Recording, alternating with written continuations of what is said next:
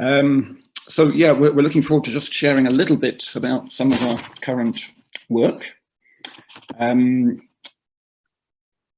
What we're trying to do is to plan for and how we inspire community-led action to ensure that our home can be home to a thriving people in a thriving place, whilst respecting the well-being of all people and the health of the whole planet. So it's very much based on the inspiration of the donut economics model. Because of limited time, we're only going to be able to give you a very brief outline of some of the main points of the work which we're involved with. And I'm very keen to emphasize that, that this is very much a learning journey for us as well. We're experimenting, trying stuff out, learning as we go, and changing and adapting our approach as necessary. So this is in no way a case study or a template for how to do it, but our hope is that something that you hear about or learn this afternoon might spark some ideas for you, for your context, and we really look forward to getting your feedback and the discussion at the end and getting your thoughts. So the format for the afternoon, maybe if Osbert can share his screen again, just outline that. But basically we're going to start with a presentation, which is split into a number of sections. And there'll be a very short amount of time for sort of questions and answers sort of during those presentations. Then we'll be having a short comfort break at around 3 o'clock. And then we'll go into a short session of breakout rooms where in small groups you can just discuss amongst yourselves what you've heard. And we've got a few questions we want you to answer. And then we'll finish off with 25 minutes or so of plenary discussion. So without further ado, I will start the presentation. I'll be handing over to Osbert very shortly, but I thought I'll just give a very brief bit of context and basically try and outline the first 10 years of Sustainabile's journey in a couple of minutes. Basically, Sustainabile came about through the autumn of 2007, when there was a whole bunch of us locally who were involved with a wide range of local groups, plus individuals, plus people from local businesses, churches, council, and so on. And inspired by the transition model, we got together to set up Sustaining Dunbar as an umbrella group to really get together and discuss what we could do to face up to the climate crisis and the need to rapidly reduce our dependence on fossil fuels. So we formally launched in 2008, and then we secured our first substantial amount of funding in 2009. And then since then, we've run a whole range of different projects. In 2009, we hosted the Scottish Food Relocalisation Gathering, which then went on to lead to the founding of Nourish Scotland. Early on, we produced the Zero Carbon Dunbar sort of vision, local resilience action plan, as we called it.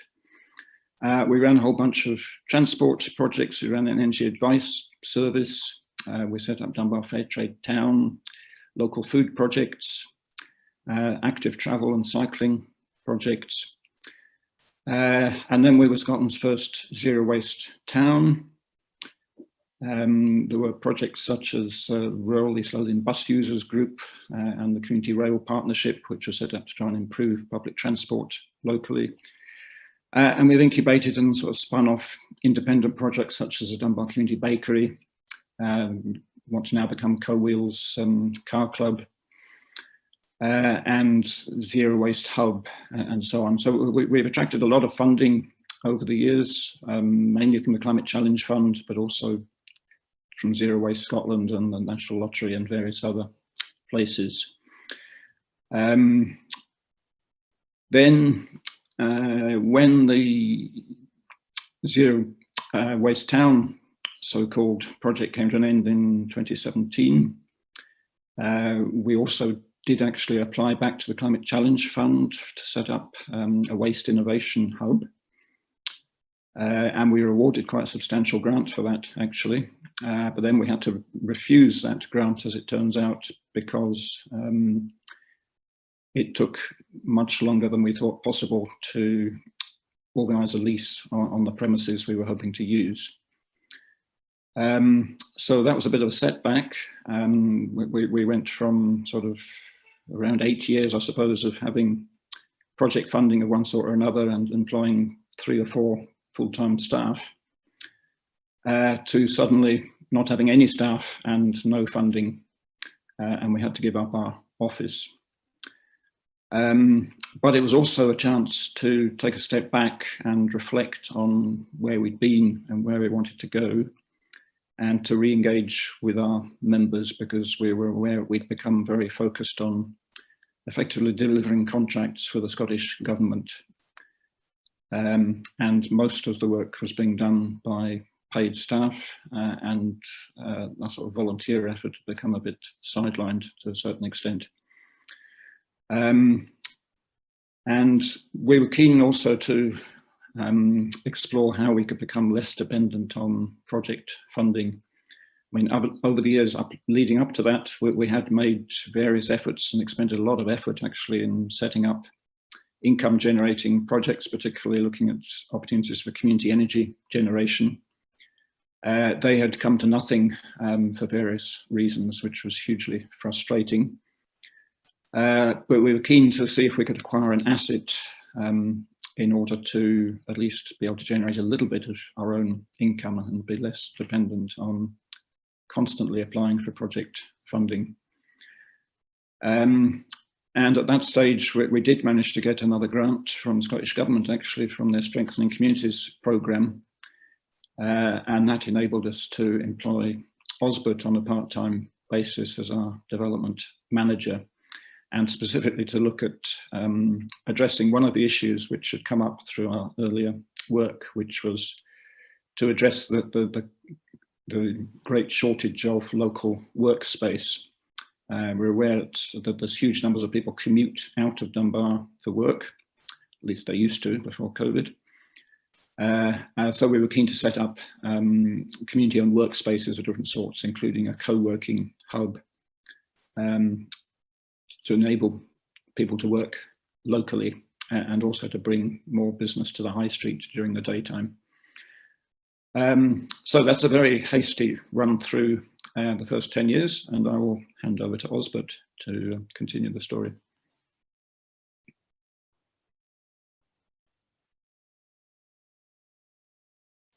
Are you there, Osbert? I've unmuted, yes. Yeah, I was just telling myself to unmute. Right, so yeah, I'm going to skip very quickly over the first couple of years of being with SCCAN Dunbar, because we did spent a lot of time trying to develop a co-working centre, and all the research and everything went into that, and ultimately unsuccessful for various reasons which are too annoying and too depressing to go into.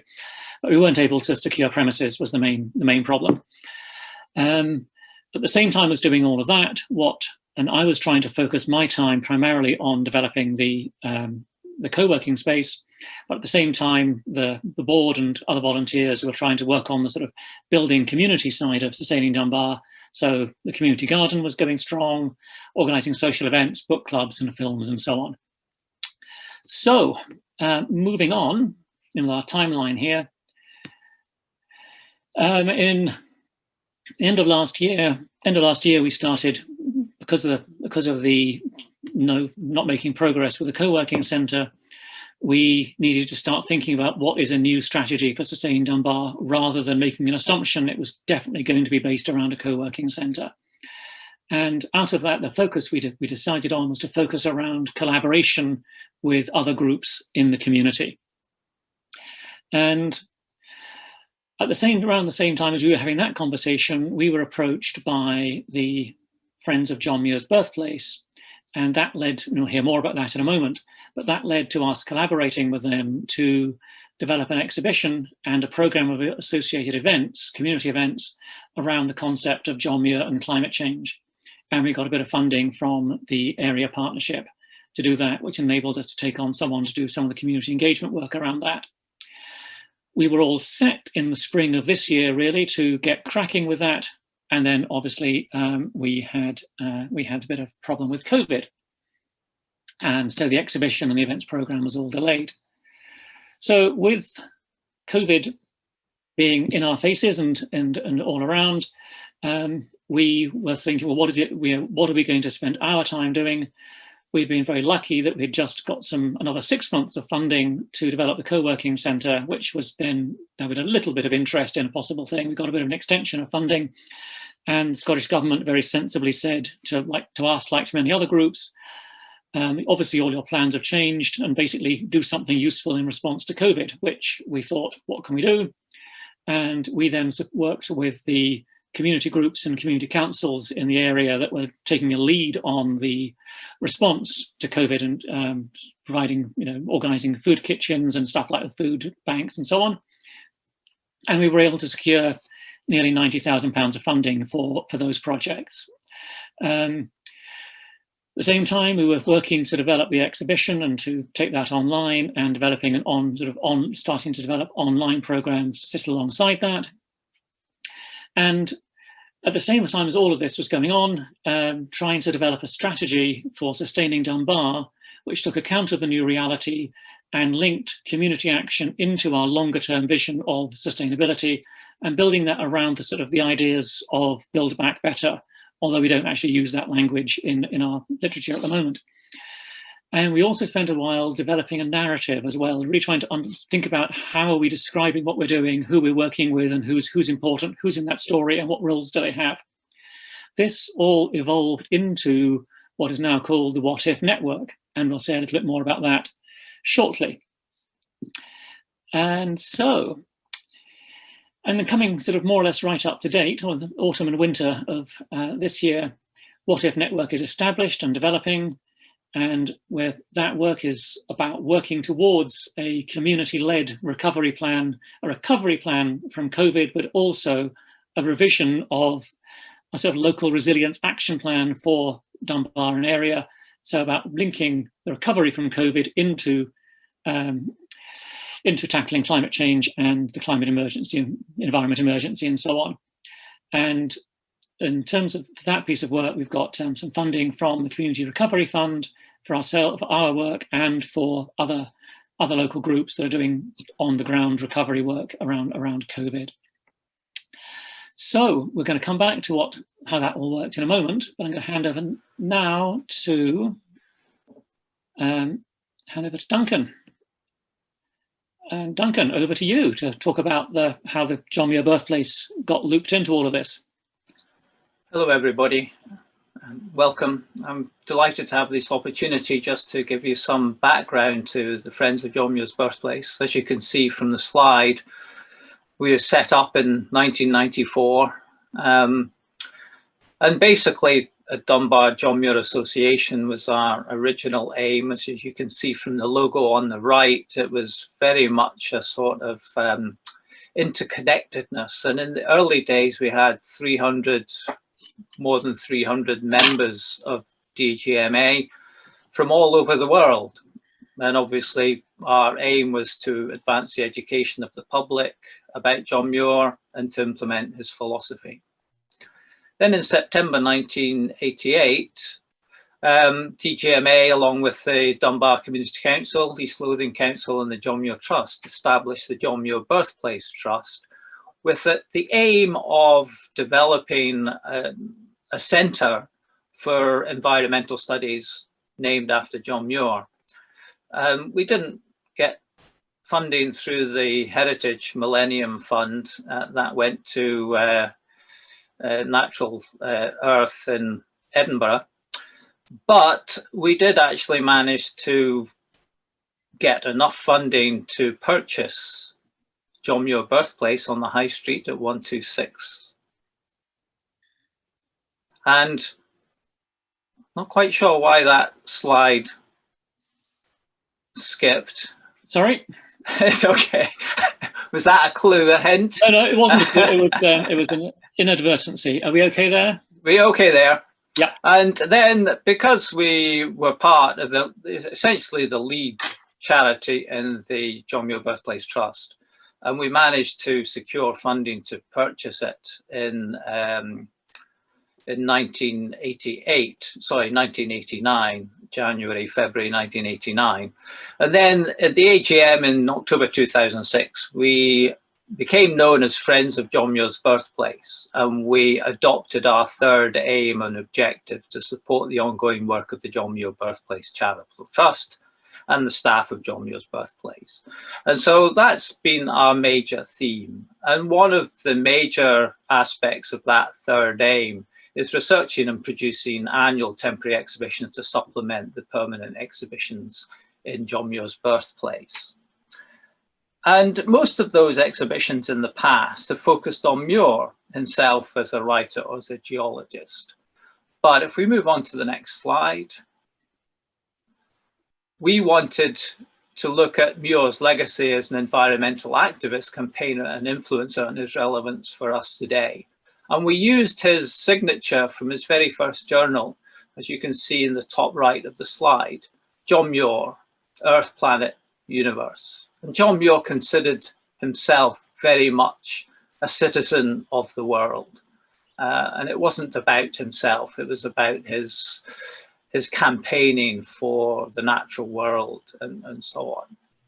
So as individuals, like Muir did, we can all have a much greater influence by connecting with others. And so Muir helped establish, for example, the Sierra Club. And that's the largest environmental organization in the world nowadays. And we can connect with others to change the systems which are failing people and poisoning the planet. So this text you see on this slide is basically the ethos that we developed at the start of the exhibition. And we realized that if we're going to connect with people, let's connect with people who have a similar perception, a similar goal and aims, and Sustaining Dunbar was the natural group to get involved with. And we're very, very fortunate we have been involved with Sustaining Dunbar because they bring an enormous amount of experience, knowledge and expertise to 5 minutes, Duncan. to things. Okay, moving on to the next slide. So Elspeth's already talked about COVID-19. COVID-19 changed everything. So we have taken the exhibition, we've modified some of it to reflect the pandemic and how we need to tackle that.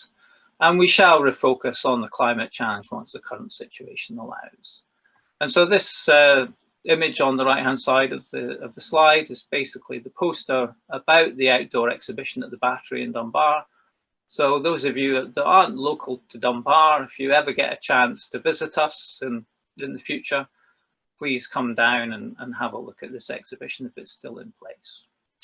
Next slide, please. So essentially, it's about the climate emergency. And I think that's very well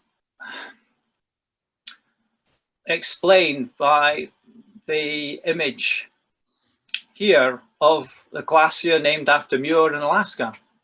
And it's what NASA's Climate 365 website used to highlight the pressures on the planet and global warming. So we can look to John Muir and others to create a new story for our future and for our communities. So next slide, please. A good vector, Muir is known as a good vector. The battle we have fought for conservation will go on endlessly. It's part of the universal battle between right and wrong. And so millions of people have come to see our dependence on the earth and its systems. And of course, we have not only Muir, but a large number of other people that we can take inspiration from, or who took inspiration from Muir. And this panel basically just mentions some of these. Moving on to the next slide, please. everybody needs beauty as well as bread, places to play in and pray in, where nature may help and cheer and give strength to the body and soul alike. So John Muir understood that nature is not just a commodity.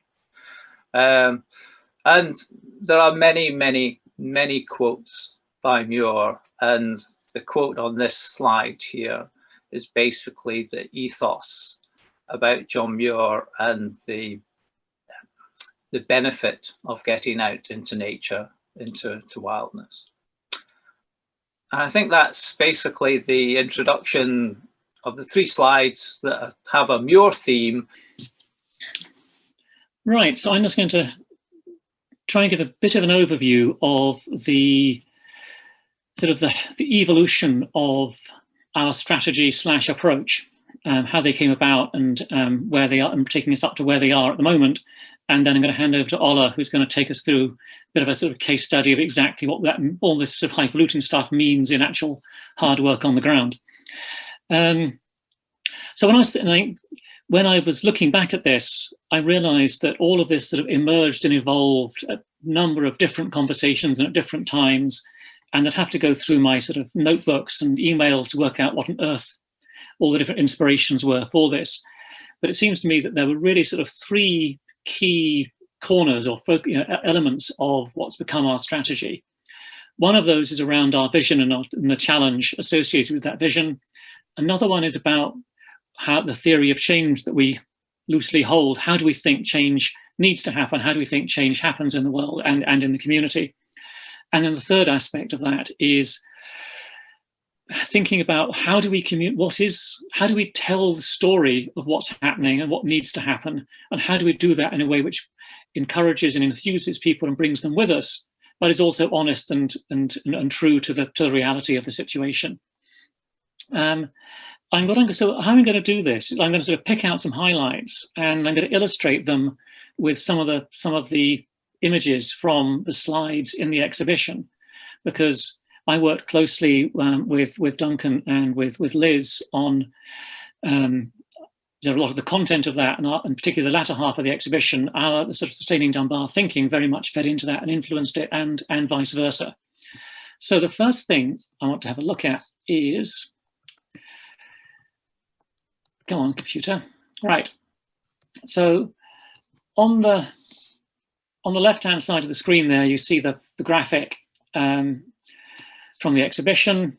Our house is on fire. There's all this impact, human activities doing this and everything. Graphs of horrendous carbon emissions going up. We need to stop burning fossil fuels, and lots of really quite scary stuff there. And so one of the things I think is a challenge is climate change is scary. There's no doubt about it. It's a really worrying, really difficult thing to deal with. And so we were thinking, well, how do we talk about that in a way which doesn't just turn people off? Because when something is really frightening, you can either just disengage and pretend it's not happening or deny it, or you can be inspired to action. But if you're going to be inspired to action and to be hopeful about the future, we need to believe that our action is worthwhile. So one of the things which is really central to our narrative is celebrating action throughout the community that is making a difference. And so here are some of the key elements of the narrative. And we sort of went, there's a process to developing a narrative that I found from some useful source on the internet, and used that to try and develop the narrative. And the bit of graphic at the top there sort of summarizes some aspects of that from the exhibition. So it's saying, well, we need to change the system. The coronavirus pandemic has exposed the problems of the economic system, and so many people are vulnerable. It's also shown that people who can respond and can make a difference and do look after each other. And that's at the heart of the narrative. So what underpins our narrative is the local community is already strong. It could be even more thriving and stronger now, not just sometime in the future. A strong, resilient community will enable all of us to look after each other better. The political and economic system in which we live is holding back positive change. And we want to work with allies in other local groups, in local government and agencies to strengthen the community now, but also to tackle the root causes, to change policies and cultures in the world around us, so we can make genuine progress. So not just about sticking plasters, but changing the system so we need less sticking plasters in the first place. So a bit about theory of change. Some of you may recognize a little bit of this. It's inspired by the 3 Horizons framework, which I certainly find very useful. And again, this comes from the exhibition. The designer had a terrible time trying to make sense of the complicated stuff we gave her, but she stripped out as much as possible and kept some of it to keep us happy. But basically, we're saying, at the moment we are here. We're living in an old system that is failing, and we need to shift to a system which works for all. This is partly about changing mindsets.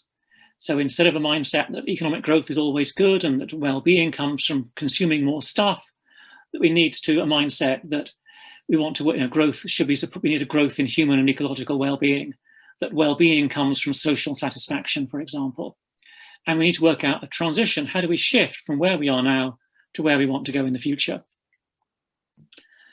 So that's sort of broadly, we're trying to incorporate this into our communications in different ways where appropriate. The challenge, and again, this is lifted straight from one of the panels in the exhibition. Philip mentioned earlier the donut economics, and that's what you're seeing on the left-hand side of the screen there.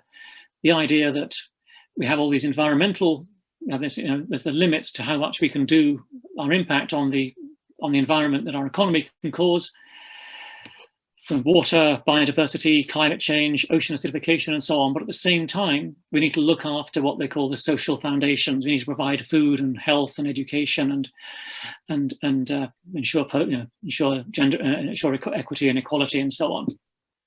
So that's sort of the big stuff. And what we're saying, well, how can we do that at a local situation? How can we look after each other and thrive locally while also respecting the well-being of everyone else in the world, and not us not thriving at the expense of others, nor at the expense of the whole planet? And again, back to celebrating what's happening locally, is saying lots of local groups and initiatives are already doing great stuff, which is helping us, to go down this route. And a nice picture of the Dunbar Community Bakery. So, thinking about our strategy then, a key element of this is again from the exhibition, some key elements of our strategy here, which is about developing and sharing practical skills, about connecting, helping people and groups and organizations connect more with nature, understand nature, about working together to build practical change on the ground and supporting each other. And again, so often, I think not so often, but one of the failings sometimes of a lot of talk about sustainability is it ignores those who are let down by the current system. And we're trying to be really explicit that this is about looking after people who are let down by the current system at the moment, as well as trying to shift things for the better in the future. So this is about really working and collaborating and supporting each other locally. And partly inspired by, or very much inspired by, a book group that was going on around the same time as all of this. And there's a reading group that was organised by Sustaining Dunbar, reading Rob Hopkins' book, What If? And that led us to linking all this work we were doing under the theme of what if, and asking this question: what if we made a great place even better? We're talking about Dunbar here. What if we made a great place even better? And what if our response to COVID enabled us to be even stronger and more thriving? What if we put the energy and resources we applied to the national society put into responding to COVID? What if we put that energy into creating a better future? What if we shifted policies and so on to make a big difference in to create the sort of society we want? And this is essentially the key message from the homepage of the What If Network. And that What If Network basically is a network of around 40 groups. I've lost count slightly. I think it's around 40 groups that have we've gone out, and Merla will tell you more about this. We've spoken to lots of groups in the area, told them what sort of things we're interested in doing, and said, do you like to be part of that? And they said yes. And so we're working with these groups, promoting what they're doing, raising awareness of what they're up to, helping them with fundraising, encouraging and supporting collaboration between those groups, and very much making sure that the work that we're doing and supporting them with is both about meeting immediate needs and priorities, but also working together to tackle the long-term problems. And part of that is about developing a community-led resilience plan to take us into the future. And over to Ola, who can tell us more about what is really happening on the ground. Thank you, Osbert. Good afternoon, everyone. All the engagement is underpinned by what Osbert and Philip have explained earlier. I joined the team as Community Engagement Manager in July, and I was tasked with coming up with community engagement framework based on Sustain Dunbar's ethos, aims, and values. And so what essentially became obvious from the outset, having had discussions and consultations, was that we should really focus on building on obvious local strengths. And also we should try very hard to tap into a dynamic community activity already happening locally. And we're very fortunate in Dunbar, East Linton and surrounding villages to have loads of dynamic, hardworking volunteers and groups wanting to make a real change. And so we also felt it was important to capitalize on our existing contacts. You know now the context that Sustain Dunbar has existed since 2008, so a lot of local strong relationships and networks have been created over those years, and years of community activism has contributed to nurturing those relationships. So that is very much at the core of all the community engagement. And so how did we go about, not yet, Osbert, go back, no, please. that's the wrong thing. So how did we go about doing it?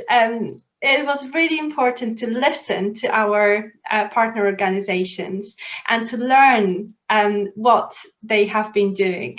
Because what we really wanted to do is to avoid any unnecessary duplication. And we didn't want to reinvent the wheel because that annoys people, and we didn't want to be annoying anyone. We wanted to work in partnership, and we wanted to progress things and to support existing initiatives and to add value and add our ideas to those amazing existing things going on.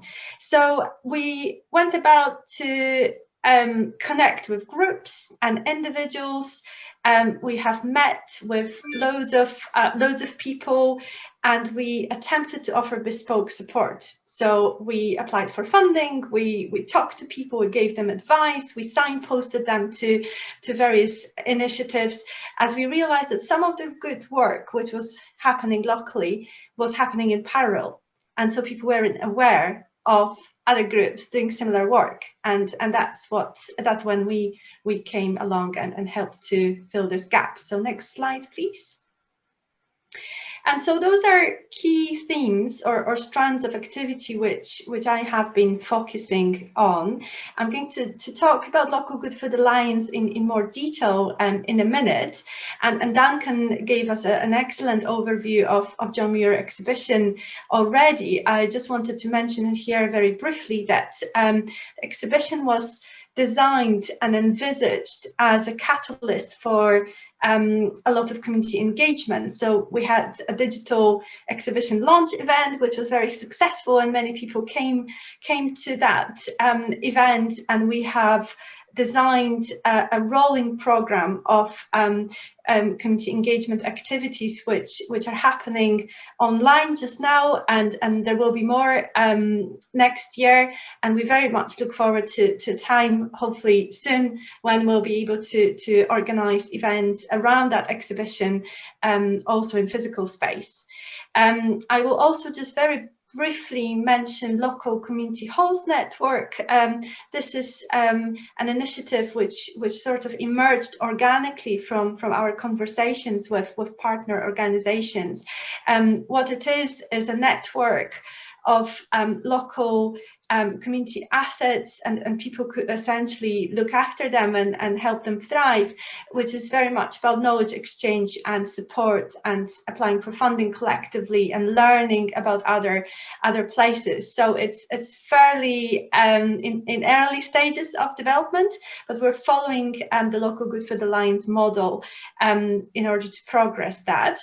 I also just want to very briefly mention two other very important strands of activity which is starting to develop, and we would like to spend more time and energy next year to make progress on that.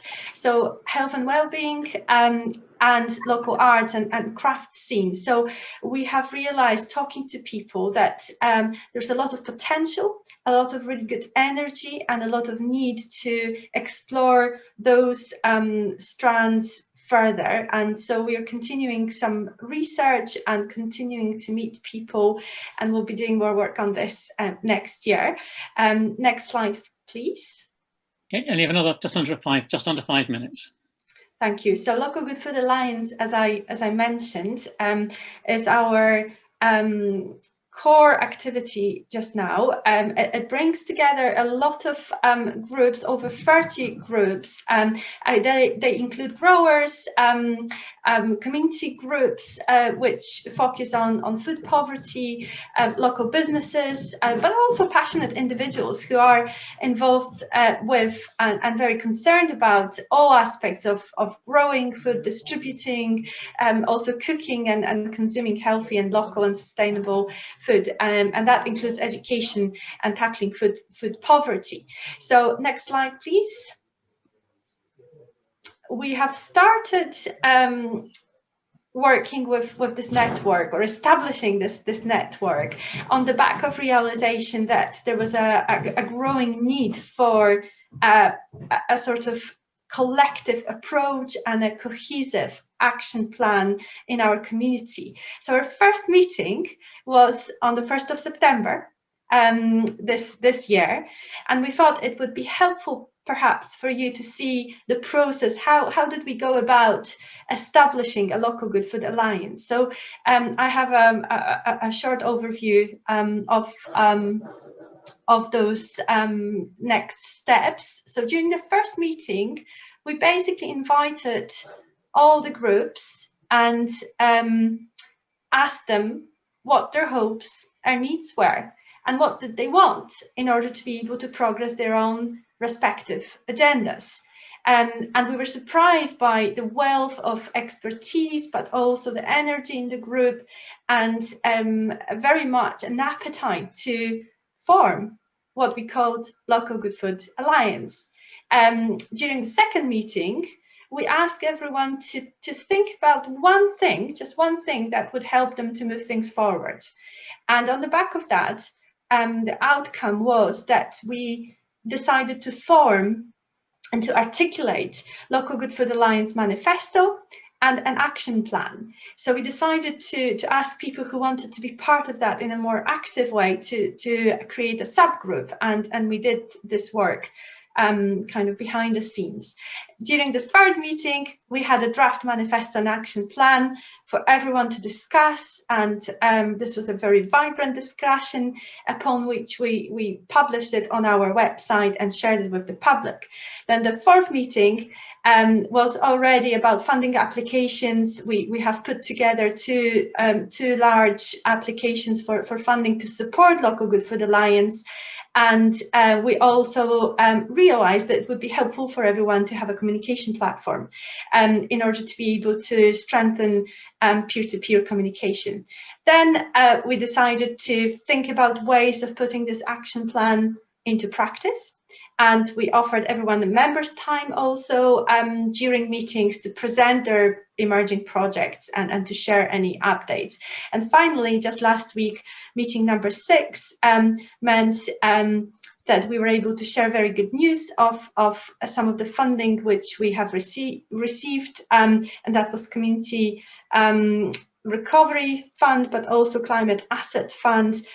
And as a result of that, very excitingly, we have managed to appoint Local Good Food Alliance coordinator, who's in post since 3 days ago, and she's with us this afternoon.